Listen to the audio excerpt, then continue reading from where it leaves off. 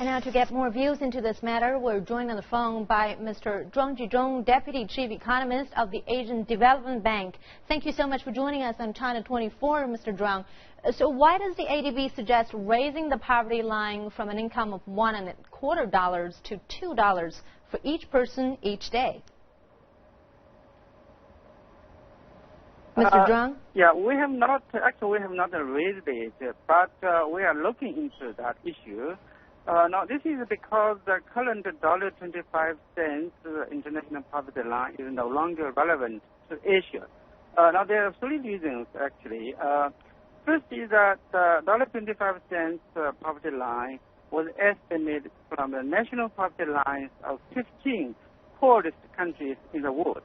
Now, these countries are mostly from Africa, and these national poverty lines are about 10 to 20 years old. So they are outdated and not representative of household consumption patterns of Asia's poor. This is the first.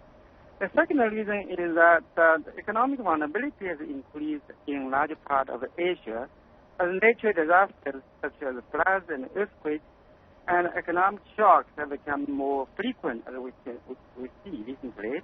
So the poor are particularly vulnerable to such shocks. Now, the $1.25 poverty line does not consider the impact of vulnerability on the poor. The third reason is that the food prices have risen faster, much faster than general price levels in recent years.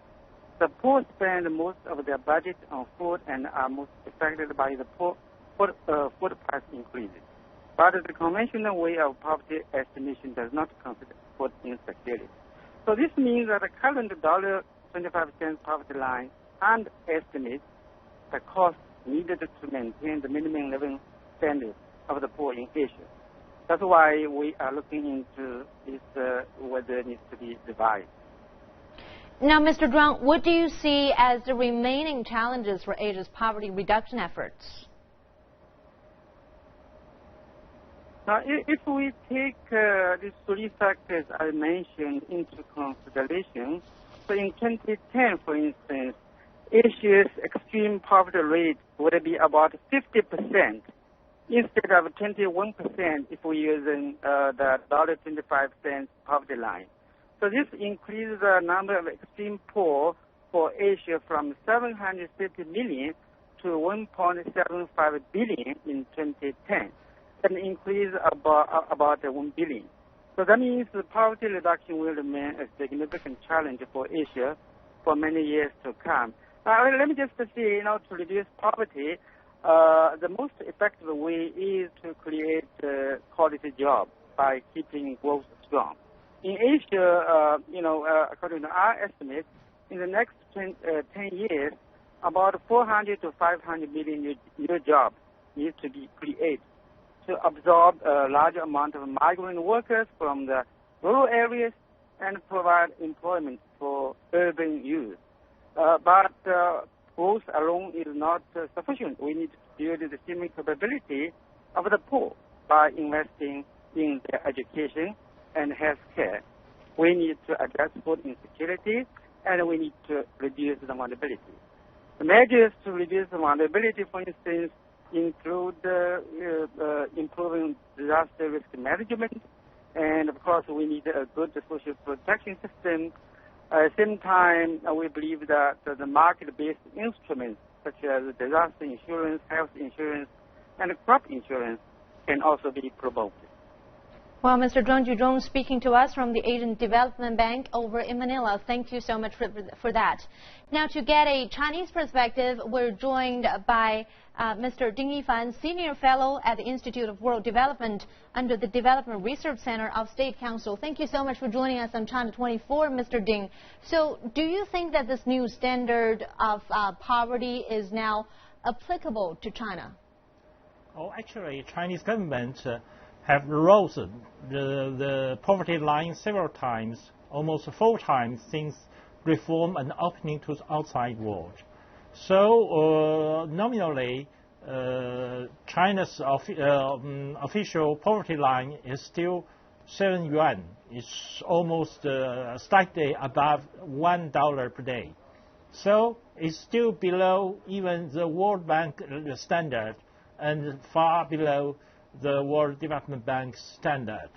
But in terms of the purchasing power parity, so the 7 yuan Chinese currency is something like $1.8 per day.